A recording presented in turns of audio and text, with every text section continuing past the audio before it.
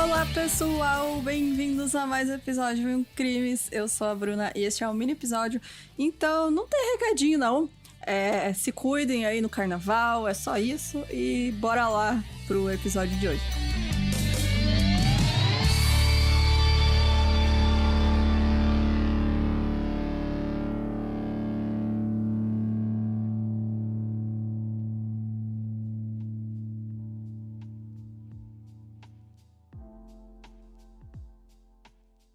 O Hans Schmidt, ele nasceu em Aschaffenburg, na Alemanha. Não sei se falei certo, desculpa qualquer coisa. E o pai dele era protestante, a mãe dele era católica. E desde cedo ele foi espancado pelo pai e assistia também a mãe dele ser espancada por ele. Não demorou muito para que ele começasse a demonstrar interesses mórbidos com animais mortos, chegando ao ponto de matar 2 gansos da família e manter as cabeças deles em seus bolsos por dias. O que ele mais gostava de fazer, o hobby, o passatempo favorito dele, era ir até o abatedouro perto da casa dele e assistir aos porcos e galinhas sendo mortos. Olha que programa de família. E aí ele fazia isso constantemente, ao ponto de saber exatamente onde ele precisava cortar para que os animais morressem. E também de secar os corpos, né? Porque ele tava vendo os caras separando as carnes lá, então ele sabia mais ou menos como desmembrar um porco, que, né, com anatomia é parecida com uma pessoa. Ele também tinha um fascínio muito grande por rituais católicos, e aí ele mantinha um altar em seu quarto, onde ele fingia ser padre e rezar missa. Então ele fingia estar fazendo a comunhão, ele lia a Bíblia, né, fingindo que tinha pessoas lá assistindo ele, aí por isso ele gostava muito desses rituais católicos, né, das missas e tal, então ele resolveu ser padre. E aí, durante a adolescência, ele descobriu ser bissexual, e aí ele tinha fantasias com homens e mulheres em meio a sangue e animais mortos. Aí eu acredito que seja muito da culpa cristã, né, de se atrair por homens também, e aí ele meio que acabou misturando essa coisa mórbida, né, de ver bicho morto com esse castigo, né, por gostar de homens. E não só homens, né? Como ele queria seguir carreira de padre, não pode ter família, né? Não pode casar, não pode se relacionar nem com mulheres. Então, meio que vira, né? Um pecadão geral aí. E aí o Hans começou seus estudos para se tornar padre, e durante seus últimos anos no seminário, ele foi preso pela polícia por falsificar diplomas para alunos reprovados. E aí, apesar do promotor estar determinado a julgar ele, o pai dele conseguiu um advogado que providenciou para que as acusações fossem retiradas por motivos de transtornos psiquiátricos. Várias fontes dizem que tinha casos dos 2 lados da família dele, tanto da mãe quanto do pai, de pessoas com transtornos psiquiátricos, e também algumas pessoas dizem que ele também tinha. Mas eu não acredito muito nisso, não. Eu acho que ele só era um grande pilantra.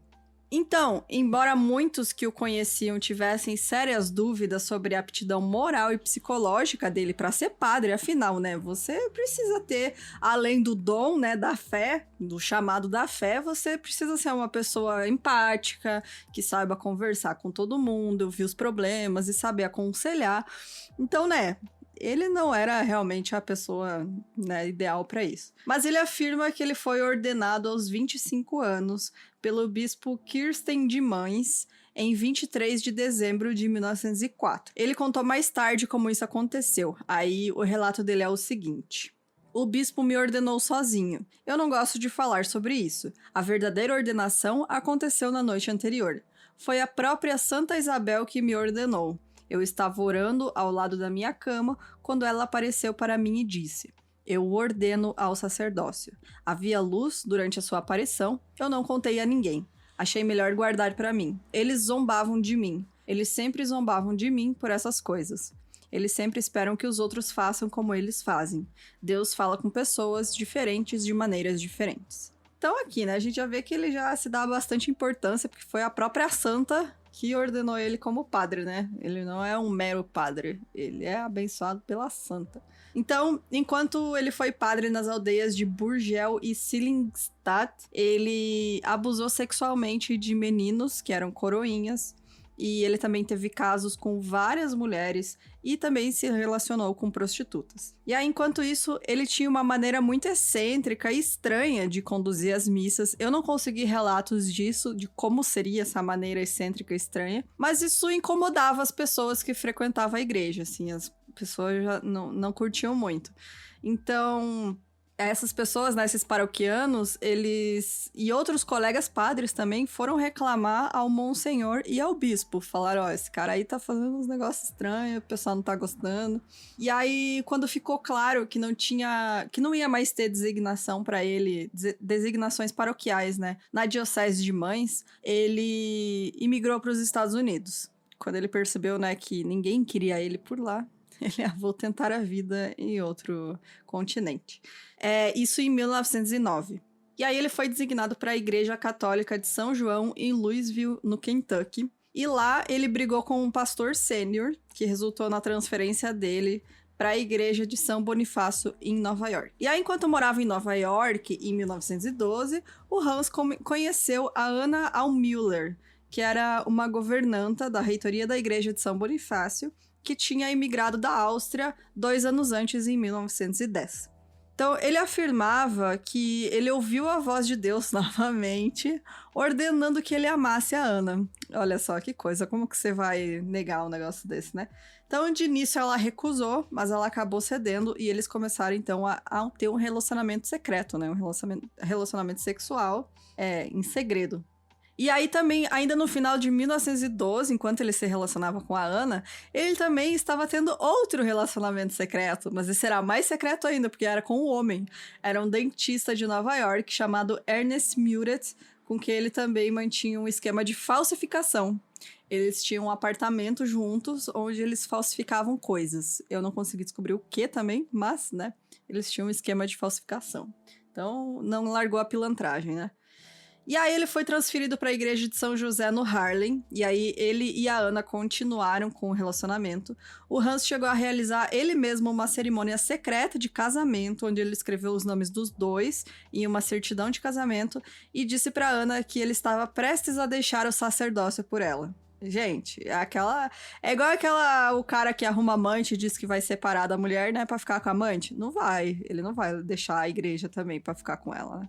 E aí, durante um encontro sexual com a Ana no altar da igreja de São José, gente, eles se encontravam na igreja. O Hans, ele alegou que recebeu uma ordem de Deus para sacrificar a Ana. Que coisa, né? E aí, essa ordem foi repetida com tanta insistência que ele contou pra Ana e ela falou que ele estava louco. E um pouco tempo depois, ela contou que ela estava grávida. Então, aí, o que ele resolveu fazer, né? Na noite de 2 de setembro de 1913, o Hans foi ao apartamento que eles tinham alugado fingindo ser um casal. Ele cortou a garganta da Ana enquanto ela dormia, bebeu o sangue dela, estuprou o corpo dela. Na verdade, estuprou ela enquanto ela sangrava até a morte. E aí depois ele desmembrou o corpo dela e jogou os pedaços de uma balsa no rio Hudson. E depois disso, ele retornou para a igreja de São José, realizou a missa e administrou a Sagrada Comunhão, né, que é a entrega da hóstia para as pessoas que frequentam a igreja. E tudo isso como se nada tivesse acontecido, como se ele não tivesse feito absolutamente nada, né? Fez o pior que existe no mundo, né? Matou, estuprou, esquartejou a mulher e aí foi lá rezar a missa. E aí, em 5 de setembro de 1913, 2 jovens caminhando ao longo da costa de Nova Jersey, do rio Hudson, né? Eles tropeçaram em um pacote contendo o tronco sem cabeça de uma mulher, cortado na cintura. No dia seguinte, cerca de 5 quilômetros rio abaixo, em Weehawken, um segundo pacote foi encontrado e nele tinha uma fronha com o monograma A, né, com a letra A bordada. E nesse pacote também continha a parte inferior do tronco dessa mesma mulher, embrulhada em um jornal datado de 31 de agosto. Os pacotes apareceram em Nova Jersey, mas a jurisdição passou para o Departamento de Polícia de Nova York. E essa decisão foi tomada porque os 2 pacotes estavam carregados com um grande pedaço de xisto, que é uma pedra verde acinzentada, que é raramente encontrada em Nova Jersey, mas ela é muito comum em Manhattan. Então, a polícia falou, obviamente, isso apareceu aqui, o Rio trouxe, né? Mas esse crime foi cometido em Nova York. Essas pedras foram colocadas para afundar, né, os pacotes, e elas não existem aqui. Então, passou para a polícia de Nova York. E aí a polícia em Nova York rastreou a etiqueta da fronha, que ainda estava na etiqueta com o preço, e eles foram na fábrica, conseguiram descobrir quem vendeu, e aí eles foram na loja, e aí eles conseguiram chegar até o apartamento que o Hans tinha alugado. Os policiais ficaram de tocaia, esperando que o homem que havia alugado o local com a sua esposa aparecesse, no caso Hans e a Ana, né? Eles já desconfiavam que o corpo, né, que eles encontraram fosse essa mulher. E depois de 3 dias sem sinal dele, a polícia resolveu entrar. No apartamento, eles descobriram que o chão tinha sido esfregado recentemente, mas grandes quantidades de sangue seco foram encontradas nas paredes. Também tinha uma grande faca manchada de sangue na prateleira da cozinha e roupas masculinas com o nome A. Van Dyke costurado no forro, e assim como cartas em alemão e inglês endereçadas a Hans Schmidt e também a Ana. Nessas cartas para Ana, o endereço da igreja que ela trabalhava anteriormente estava lá, né? E aí, ao irem para lá, os policiais conversaram com o pastor John Brown, da igreja de São Bonifácio, que era onde a Ana trabalhava antes. E aí ele contou que ela tinha sido transferida para outra igreja e que o Hans Schmidt também era um padre. E assim, foi fácil encontrar, né? Eles foram para outra igreja onde estava o Hans e onde a Ana deveria trabalhar. E ao ser confrontado pelo inspetor e pelos detetives, o Hans logo confessou e falou o seguinte: eu a matei porque a amava. Ah, que coisa, né, gente? Quem nunca? Então, ele descreveu o assassinato e o desmembramento em detalhes, enquanto os colegas padres observavam horrorizados, e aí ele foi levado em custódia policial. E como vocês devem imaginar, esse caso gerou grande comoção, porque, né, um padre que mata, esquarteja uma mulher, né? E então, assim que ele foi preso, a Igreja Católica já anunciou que a carreira dele como padre tinha sido suspensa. E o julgamento aconteceu em 7 de dezembro de 1913, e a defesa do Hans tentou usar a defesa com base em insanidade. Mas a acusação conseguiu provas e testemunhos do passado dele, né, de trambiqueiro, mostrando que ele era realmente um golpista.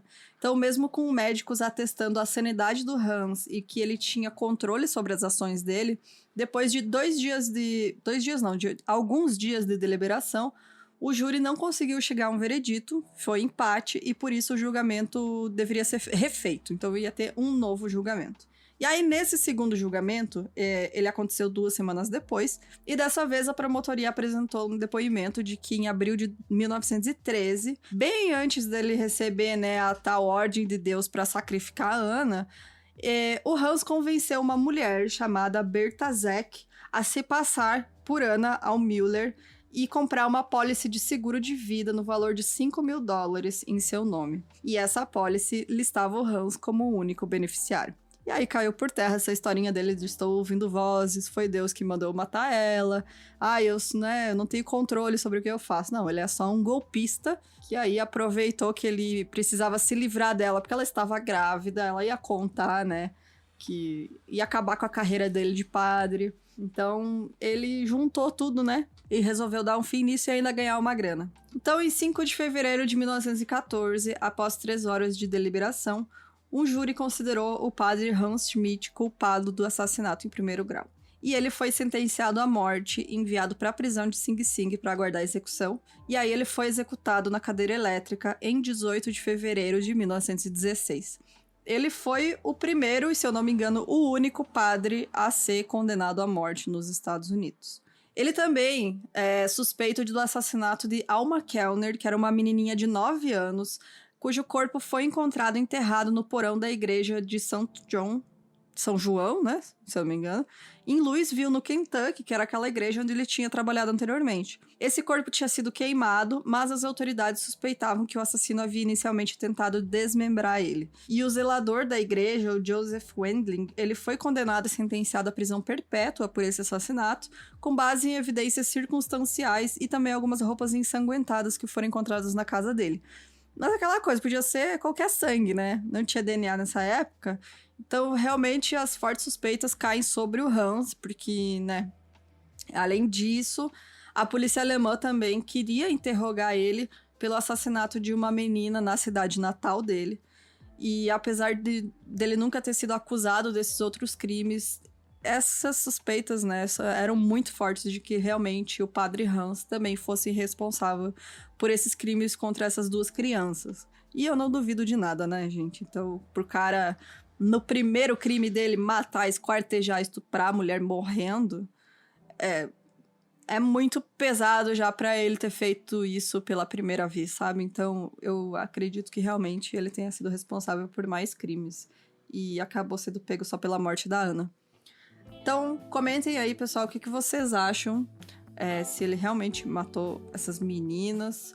E se vocês tiverem indicação de caso, manda pra gente no e-mail mincrimes@gmail.com. Entra lá no nosso site, tem a seção de apoio. A gente ainda depende muito da ajuda de vocês para continuar crescendo o podcast, melhorando a cada dia mais.